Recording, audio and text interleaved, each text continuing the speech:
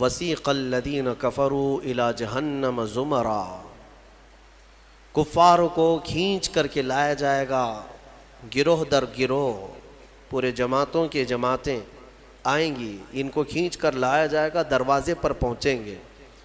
حتی اذا جاؤہا فتحت ابوابہا، جیسے ہی یہ لوگ پہنچیں گے جہنم کے دروازے کھول دیے جائیں گے، کھول دیے جائیں گے۔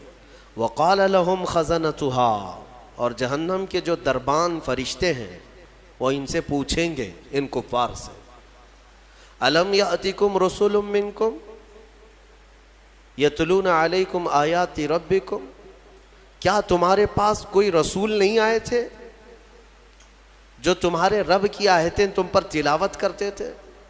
وَيُنذِرُونَكُمْ لِقَاءَ يَوْمِكُمْ هَذَا، اور وہ رسول آج کے اس دن سے تمہیں نہیں ڈراتے تھے؟ کوئی آئے تھے یا نہیں آئے تھے تمہارے زمانے میں؟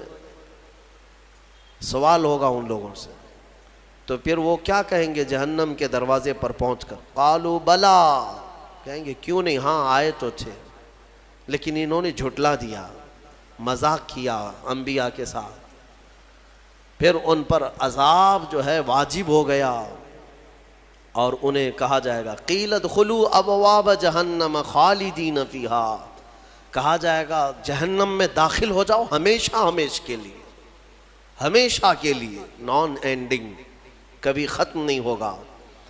وہ 100 سال ہے کہ 1000 سال ہے کہ لاکھ سال ہے کہ کروڑ سال ہے، ہم نہیں کہہ سکتے، ہمیشہ ہمیشہ کے لیے دوزخ میں چلے جائیں گے کفار۔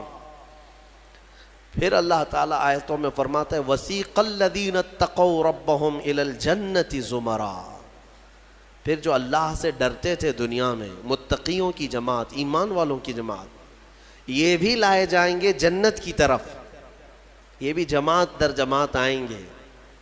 حَتَّى إِذَا جَاءُوهَا وَفُتِحَتْ أَبْوَابُهَا، جب یہ مومنین دروازے پر پہنچیں گے جنت کے دروازے کھول دیے جائیں گے۔ جنت کی خوشبو 500 سال کی مسافت دور سے ہی آ رہی ہوگی، جنت کی خوشبو ابھی 500 سال کی مسافت ہو سکتی ہے، اتنی دور سے جنت کی خوشبو محسوس کر رہا ہوگا مومن، اور جب وہاں پہنچا ہوگا تو پھر خوشبو کا حال کیا ہوگا، دروازے کھول دیے جائیں گے۔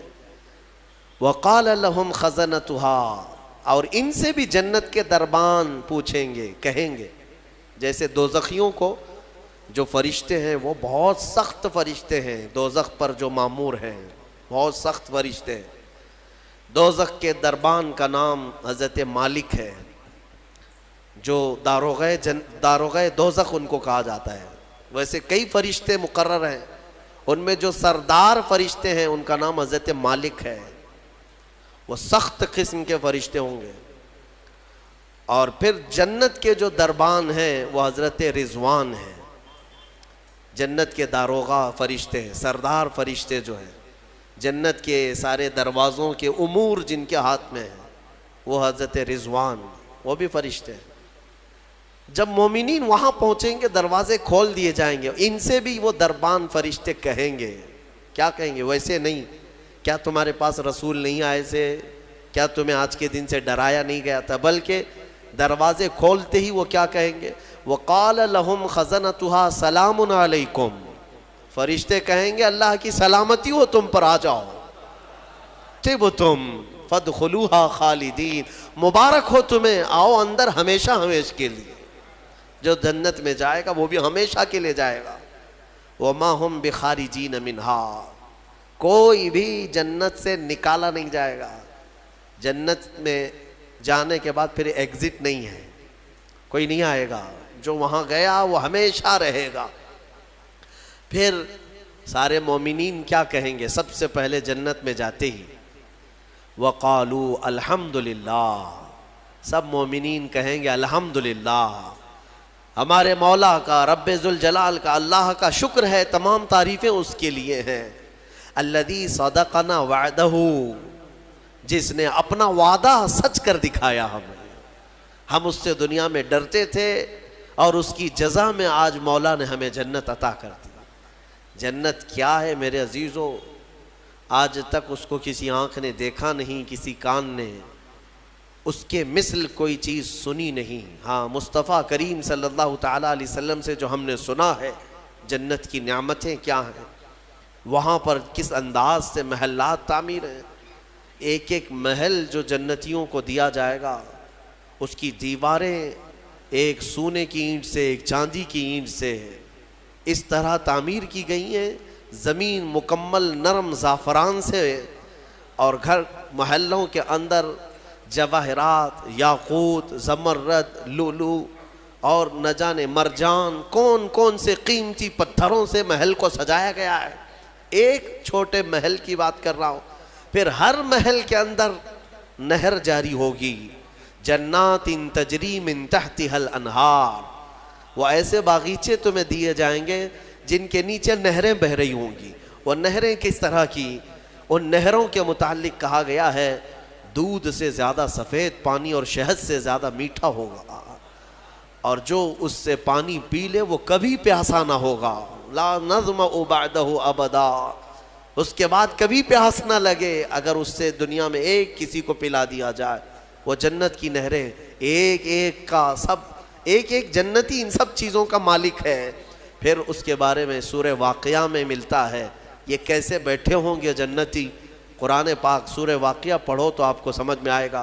ثلۃ من الاولین وقلیل من الآخرین علی سرر موضونۃ متکئین علیہا متقابلین، سریر یعنی دیوان لگائے ہوں گے، ان کے گدے بچھائے گئے ہوں گے بہت ہی اعلیٰ قسم کے، پوری دنیا کے بادشاہ مل کر وہ دیوان نہیں خرید سکیں گے، ان کے پاس اس طرح کا دیوان کبھی آیا نہیں ہوگا۔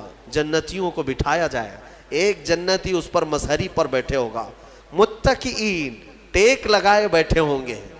یہ جنت کے احوال بیان ہو رہے ہیں، ٹیک لگائے بیٹھے ہوں گے اور آمنے سامنے ہوں گے دوسرے جنتی بھی، دوسرا جنتی اس طرف ہے ایک جنتی اس طرف ہے، آمنے سامنے ہوں گے۔ یطوف علیہم ولدان مخلدون، وہاں خوبصورت لڑکے خدمت کے لیے معمور ہوں گی، وحور عین کامثال اللؤلؤ المکنون، اور اللہ فرماتا ہے بڑی بڑی آنکھوں والی حوریں ایسی جیسے کہ چمکدار موتیوں کی طرح، ایک ایک جنتی کو 70 حوریں خدمت میں دی جائیں گی۔ وہاں پر کیا ہے؟ نہ بیمار ہونا ہے، نہ سر درد آنا ہے، نہ بخار نہ سردی، جنت میں نہ غم ہے نہ کسی چیز کا خوف ہے۔ خوف کس چیز کا ہوتا ہے؟ مرنے کا ہوتا ہے، موت تو آنی نہیں ہے۔ کوئی چیز چلی جائے گی، فوت ہو جائے گی تو اس کا غم ہے، وہ چیز ہونا نہیں ہے وہاں پر۔ ڈر بیماری کا ہے، بیمار ہونا نہیں ہے۔ پھر پلس کبھی ایسا ہوا کہ پیٹ درد سے آدمی بے چین ہوتا ہے، بے قرار ہوتا ہے، جنت میں نہ کبھی کسی کو پیٹ درد ہونا ہے، نہ کسی کو طہارت استنجا پکانے کی حاجت ہونی ہے، کیونکہ وہ نوری جگہ ہے، جو کھائے گا وہ نور ہی نور ہے، نور ہی نور ہے، اس کا فضلہ نہیں، نور کا فضلہ نہیں ہوتا، کچرا نہیں ہوتا۔ تو جنت میں کسی چیز کی فکر نہیں، اسی لیے قرآن میں جگہ جگہ اللہ نے فرمایا لا خوف علیہم ولا هم یحزنون، نہ ان پر کسی چیز کا خوف ہوگا نہ کسی چیز کا غم ہوگا۔ اسی لیے